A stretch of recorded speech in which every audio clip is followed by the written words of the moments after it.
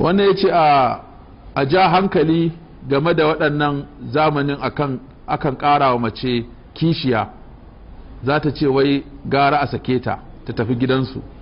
Na ɗaya kenan. Na biyu, mai gida a da yana da wadata ta kuɗi, amma yanayi ya zo ba ka da shi, mace sai ta kasa haƙuri. A baya na yi mata abu ya fi 50 har maka na kaita, na sai mata mota kuma ina yi mata, amma yanzu da ba ni da shi ta fi kowa tayar min da hankali. Malam ai mata nasiha.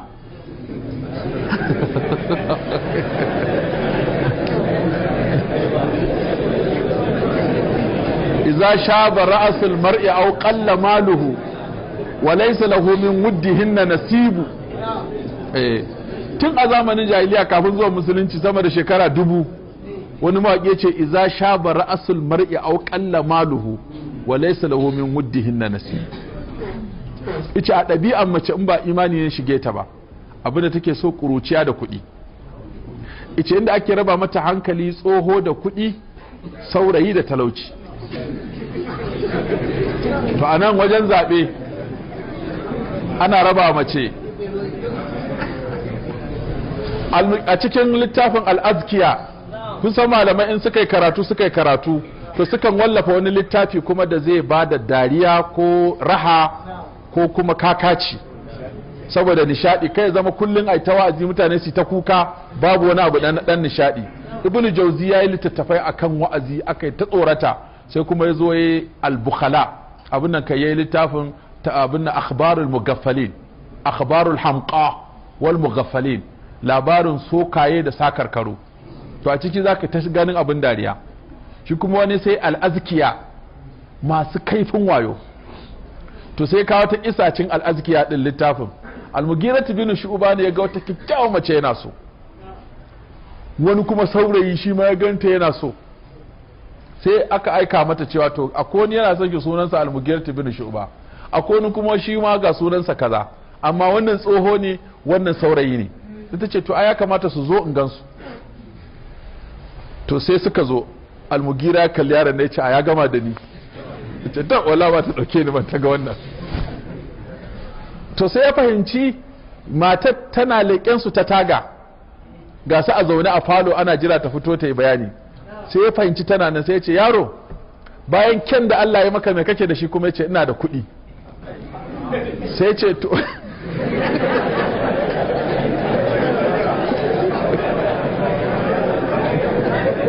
sai ya ce to ya kake kashe kuɗin? Sai ce komai zan yi shi na kan yi shi akan lissafi. In zan ba mata ce fa nema sai na lissafa na ga nawa zai ishe su kaza kaza kaza. Sai mu gira ce ana gama da kai. Sai ce ni abin da nake yi, jaka kudin nake zuwa aje musu a tsakar gida. Su ta diba suna kashewa. Sai ranar da ya kare sai su gaya mun sai in karo ɗauko ta jakan ajiye. Ta ce na zaɓi wannan.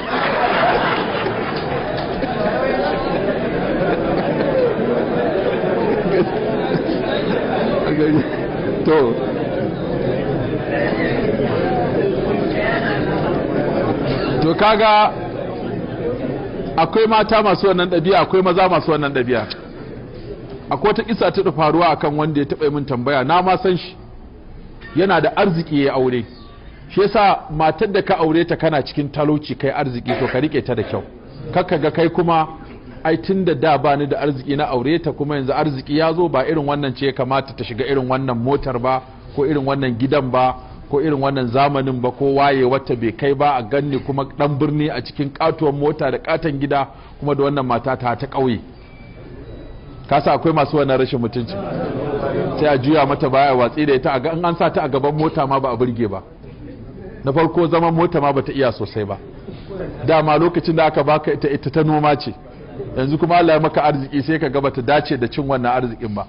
Sai ga mutum ya kirkiro laifi, ya dora mata, ya kore ta ƙauye, ya nemi masu kafan alade din nan ya dauki ɗaya ya saka. Ka gani Coca-Cola leg Fanta face, mai fuska Coca-Cola mai fuska Fanta mai kafa Coca-Cola.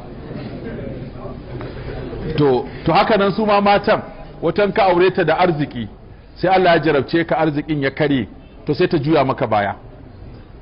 Akwai wanda ma ta taɓa maka ciyaman nema kawai ta ce ba ta yi, ya tura a biko ta ce ita fa ciyaman ta aura kuma yanzu tenuwarsa ta ƙare kuma bai tara wani abu ba, don haka ita gaskiya ba ta yi. da kaga wannan kujerar dama kujerar ta aura ba kai ba, tunda kujerar ta ƙare sai a tafi.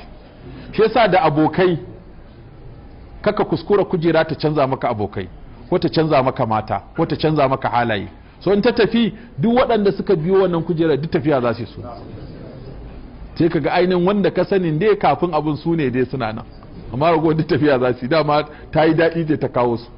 sai ta ma nan da ta ga mijin ya karye kawai ta tada kayan baya, ya ta ba ta haƙuri, ki yi haƙuri, hali ne, Allah shi ke da komai. ta ce ita gaskiya ba ta iya zama cikin wannan wahalar ba, ha an ciccire AC an siyar, ha an yi kaza, ha an sai da gidan an koma gidan haya, daga hayan ma an kasa biya, ta fita. to Allah ya taimake shi lokacin da yake da hali yawa mutane da yawa alheri, hatta kai a ƙasa yake yawo.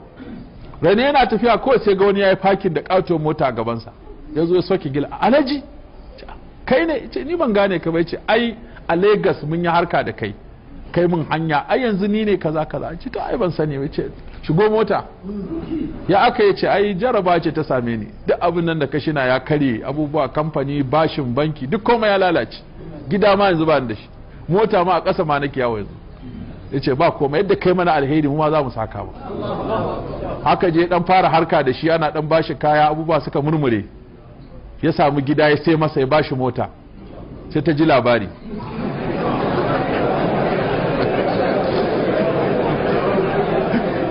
to shi ne take so sai ya ce sharrin shedan ne, wallahi zuga ce ta kawaye, sharrin shedan ne, ya yi hakuri.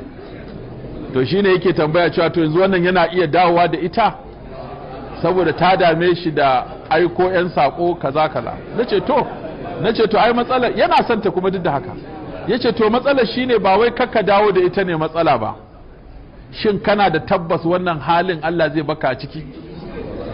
idan ita mata arziki ce kawai, ai Allah ne ya jarabce ta, jarabce ka kai da Allah ya maka arziki baka wulakanta ta ba, ita kuma da Allah ya karɓa arzikinsa kai kuma sai ta wulakanta ka. to da haka in kana da tabbas arzikinka zai zauna to ka da ita, in ko ka san a hannun Allah yake zai iya ƙara jarabtar ka, to kaga ba tabbas wannan matar ta ƙara tona maka asiri.